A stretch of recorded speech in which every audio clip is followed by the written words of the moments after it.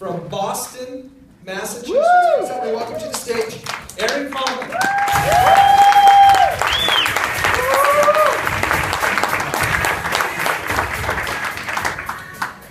Welcome. Thank you. Ready? I'm ready. So, similar story to Morgan.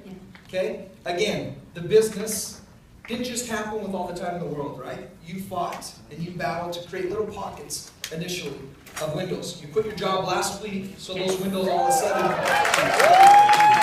increased. But your first year growing from Emerald, 12 months ago, cleared up to 6-star diamond today. You were a mom, right? You're a wife. You got a full-time job.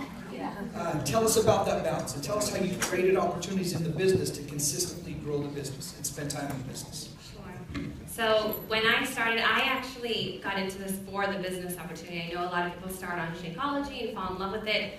I had fallen in love with the business opportunity to begin with. So I think it was kind of a different mindset for me because I had always wanted to be a social worker, but I had my daughter. I got pregnant when I was 17. I was in high school.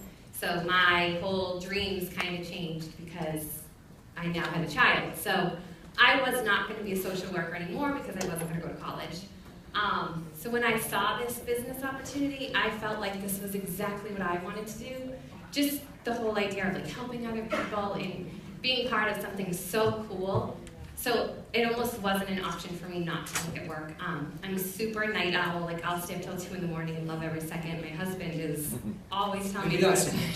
No, he's in bed before me for sure. But I always wanted to make it work. I listen to personal development when I'm getting my nails done. I don't think it's rude because I only do 1 earbud, so it's not like not two, because then they know I can still hear them. But I get my personal development in that way, and just like before bed, I put my headphones by my bed because of course my husband's sleeping, so I pop them in then, and then right when I get up, obviously personal development is so huge to me. But even in the car, listening to it with my daughter. I mean, she's 15, she's a sophomore in high school, so that's kind of a nightmare. But I'm teaching her now from what I'm learning through all this. So that to me is anything I can show her about this business in a way that I can show her what I do and how I'm doing what I'm doing by helping other people and sharing success stories with her and involving her has been so huge. So I think for me it was just non-negotiable. I had to do this because for the first time since I was in high school, I felt like, wow, I want to do this. I had always just like gone through the motions and gone day by day doing what I was supposed to do at my job for 10 years. So I was going to do whatever it takes to make it work. Perfect. Now, you don't be a social worker because you want to be a millionaire. You be a social worker because you have a huge heart and you care about others. And as I've watched you, you have that same purpose and intent with your team. Why do you think that's so important, and how has that helped you so quickly have success? Just that heart and that passion and that care for them. Talk about that. Well, originally, actually, because I saw the business opportunity, I thought everybody wanted to do the business too. So I was going to my friends saying, oh, you're going to love this business. It's the best thing. Like, you guys are going to be fabulous at it. I must have got like 500 no's. People were like, I don't want to do the business. You don't even know what you're talking about. Everyone said no to me. So I feel like once I got over that, I actually did Coach Basics and learned that that's not what it's about. It's about like forming relationships and building relationships. So yes, being a social worker, I wanted to help everybody find the business of their dreams, which I guess I learned wasn't the business of everyone's dreams, which is still shocking to me. But it wasn't, it was mine. So when I started like telling people, oh, you can get healthy and you could lose weight or you could have your blood pressure go down, things started changing and I started like being a friend to people. So I read The Go-Giver, and it's on YouTube. Is that illegal? Because it's free on YouTube. And if it's illegal, She'll talk to you after. Instead, buy the book, Go-Giver. But I did listen to The Go-Giver on YouTube, and it literally changed me in the way I looked at everything because it was just about helping people, which I really do truly love to do anyways, but reading that book, something just opened up my mind, and I started helping people with their own goals and helping them get to where they wanted to be. And you do a little bit of the same thing with the leaders. One thing that I've noticed really quickly about you, you help your leaders quickly lead. You put the spotlight on them. You help them be successful in the team. Talk about how you use leaders and engage the leaders on your team. Well, I actually learned this from you because when I was asked to do this, they said, oh, share your story. I'm like, my God, I'm so boring. How am I going to ever share a story? I'm a mom. Yes, I had my daughter when I was young. That's a little different. But other than that, I'm pretty boring. In talking with you, I was telling you different things that we had done, and you were like, all right, well, I think your success kind of comes from shared ownership. Those are your terms, so I'm air quoting because you had said shared ownership. And the more I thought about that, I think that really is what has helped me build my team. Because I look at my team, and I actually always, to them, call it our team. I don't say my team, and everyone does it differently, but our team, Fit Synergy, everyone kind of has a part. So we have, for our Coach Basics thing, we have everybody do a part in it. I do the videos, but I'll do it on Zoom with 2 or 3 people for them to give input, and it shows their coaches that they're leaders. And then on our Zoom call, we use Leanne's Remember to Include in every meeting. When I did that that training with Paul and Leanne that April, just changed everything for me because I learned that Remember to Include, so I split it up.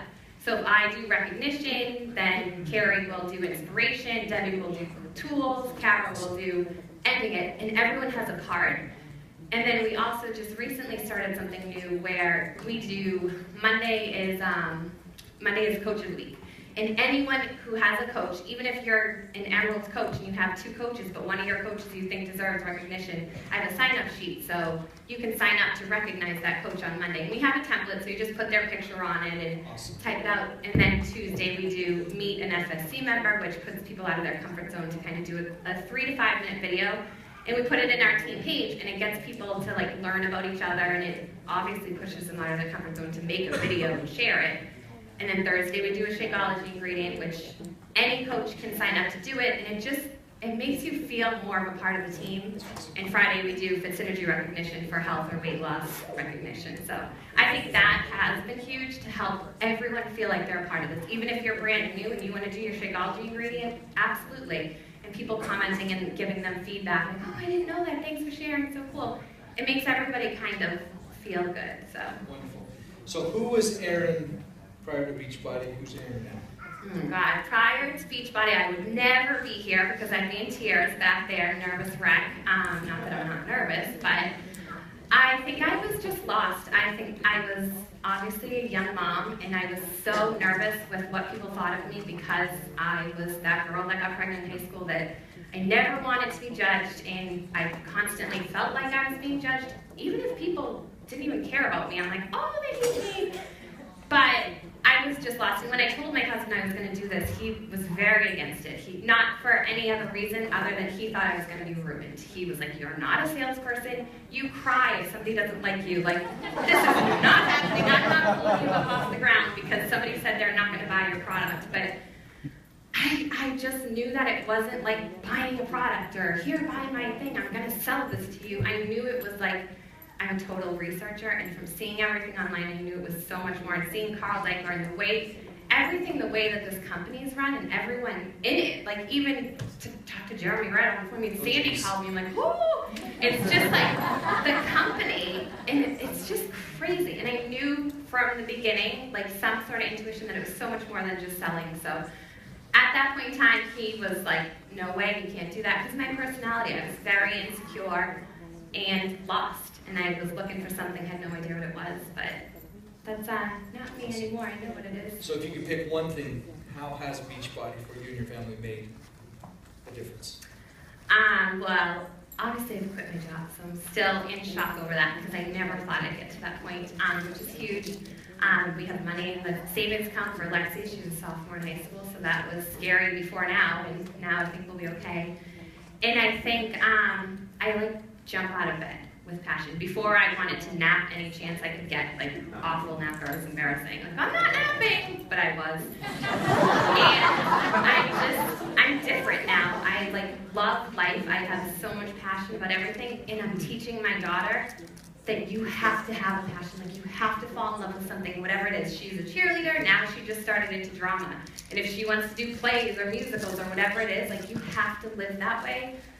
And before, I never would have taught her that. I would have just been like, hey, get a job, go work at the ice cream place, or do whatever you're going to do to get by. And now I will never let her live without passion. And the same with my son. I mean, he's 5, so he's into karate, but I'll push his karate passion if that's what he wants to do.